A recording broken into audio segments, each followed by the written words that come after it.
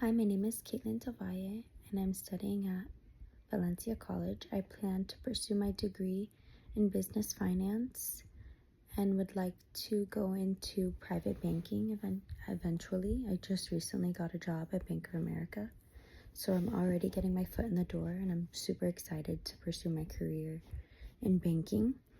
And one trait I found that relates to myself a lot is in the video is my work ethic. I am a very hard worker. I always strive to do all of my work, whatever it is at work that I need to get done, or somebody tells me I need to do something, or even in school.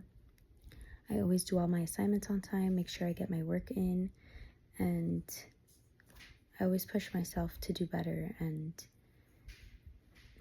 be successful and succeed in whatever it is that I'm doing or studying. And yeah, thank you.